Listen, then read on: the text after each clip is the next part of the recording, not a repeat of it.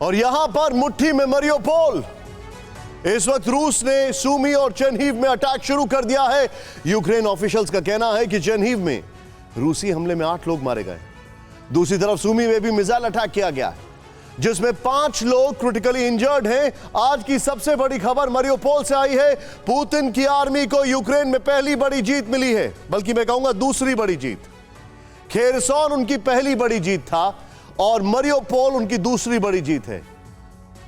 83 दिन में पहली बार रूस ने किसी बड़े शहर, यूक्रेनी शहर पर कब्जा कर लिया खेरसोन के बाद, और यह बात अब यूक्रेन की तरफ से भी कंफर्म हो गई है।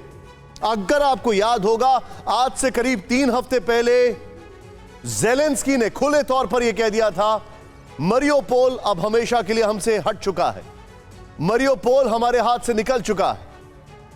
लेकिन अज़ोव बटालियन ने जो दमखम दिखाया, उसकी ज़ेलेंस्की को भी उम्मीद नहीं थी। इसीलिए ज़ेलेंस्की ने उनके सरेंडर के बाद खुद कहा कि मैं इनको सैल्यूट करता हूं। कल रात मारियोपोल का अज़ोवस्टाल स्टील प्लांट से अज़ोव बटालियन के सैनिकों ने सरेंडर करना शुरू कर दिया था। 260 से ज्यादा सैनिकों ने सरेंडर किया। आज मंगलवार को भी रशिया की 7 बसेस में भर के अज़ोव बटालियन के जो कमांडर्स हैं, जो सोल्जर्स हैं और 36th मरीन के, वो भी वहां से निकले। यूक्रेन की डिप्टी मिनिस्टर ने इस डेवलपमेंट को कंफर्म किया। खुद प्रेसिडेंट ज़ेलेंस्की ने भी कहा कि सैनिकों का जिंदा रहना ज्यादा जरूरी है। ज़ेलेंस्की ने ही सरेंडर के ऑर्डर दिए। उन्होंने कहा फिलहाल सभी सैनिकों को बाहर निकल जाना चाहिए, लेकिन यह खाली सरेंडर नहीं है, यह एक्सचेंज ऑफ POWs है, यानी प्रिजनर्स ऑफ वॉर। ये रशिया के भी कुछ सोल्जर छोड़ेंगे और उन्होंने अज़ोव बटालियन के लोगों को छोड़ा है। इस सब के बीच खबर यह भी है कि अभी भी अज़ोवस्टाल प्लांट में कुछ लोग फंसे हैं। इनमें स्पेशल कॉरिडोर के जरिए निकालने की कोशिशें जारी हैं। मगर सवाल है कि रूस ने मारियोपोल को हासिल करने के लिए कितनी बड़ी कीमत चुकाई। दूसरा सवाल यह भी है कि क्या पुतिन स्पेशल मिलिट्री ऑपरेशन को हॉल्ट कर रहे हैं, या फिर यूक्रेन के बाद यूरोप की तरफ टारगेट कर रहे हैं, या फिर अभी डोनबास की लड़ाई बाकी है।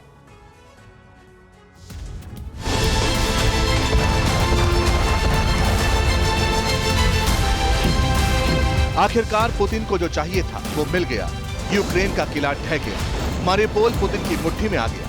रूसी फौज का पोर्ट सिटी पर संपूर्ण कब्जा हो गया। ऐसा इसलिए क्योंकि ज़ेलेंस्की के सिपहसालार बहादुर अज़ोव बटालियन के सैनिकों ने जंग के 82 दिन बाद उस स्टील प्लांट को अलविदा कह दिया, जहां वो रूस के खिलाफ ढाल बनकर बैठे थे। रूस के मिशन मारियोपोल के बीच फौलादी चट्टान की तरह जमे हुए थे। लेकिन कल रात इन सैनिकों ने बाहर निकलने का फैसला किया। द कीव इंडिपेंडेंट की रिपोर्ट के मुताबिक 16 मई को 264 यूक्रेनी सैनिकों को स्टील प्लांट से बाहर निकाला गया। इनमें से 53 सैनिक गंभीर रूप से जख्मी थे। पता चला है कि घायल सैनिकों को रूस के कब्जे वाले नोवोआज़ोव्स्क इलाके ले जाया गया, जहां अस्पताल में इनका इलाज चलेगा। इसके अलावा बाकी 211 सैनिकों को ओलेनिवका ले जाया गया। यहां आने वाले वक्त में युद्ध कैदियों की अदला-बदली होगी। बीती रात जिस वक्त डोनबास में रूस और यूक्रेन के बीच बारूदी जंग चल रही थी, उसी दौरान मारियोपोल के फॉलआउट की खबर सामने आई।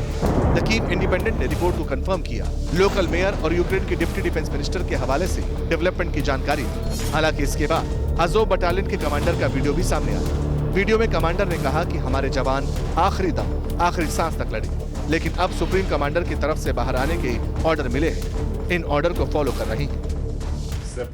आप हमेशा जोखिम उठाते हैं, लेकिन बड़ी बात तो ये है कि जोखिम उठाने के दौरान कोई प्लान भी है या नहीं, और क्या इस प्लान को लेकर पूरी तैयारी की गई, जिसमें ज्यादा से ज्यादा लोगों की जान बचाना आपकी प्राथमिकता हो। जहां तक लोगों की जान बचाने का सवाल, हमने अपने मिशन को पूरा कर लिया। अब सुप्रीम कमांड से ऑर्डर आ चुके हैं। यकीन मानिए, स्टील प्लांट के अंदर से बाहर निकलने का फैसला इन जवानों के लिए आसान नहीं रहा होगा। जब तक आखिरी गोली थी तब तक लड़े, जब तक बारूद का एक एक कतरा बचा था तब तक रूस से टक्कर दी। लेकिन चूंकि अब कोई दूसरा विकल्प नहीं था, रसद और बाकी सप्लाई लाइन बंद थी, खाने पीने से लेकर असला बारूद तक की कमी हो गई, सब कुछ खात्मे के कगार पर था। घायल सैनिकों का इलाज तक नहीं हो पा रहा था, इसलिए ज़ेलेंस्की ने जवानों को सरेंडर करने का आदेश दे दिया। रूस के साथ तय ये हुआ कि घायल सैनिकों का इलाज होगा।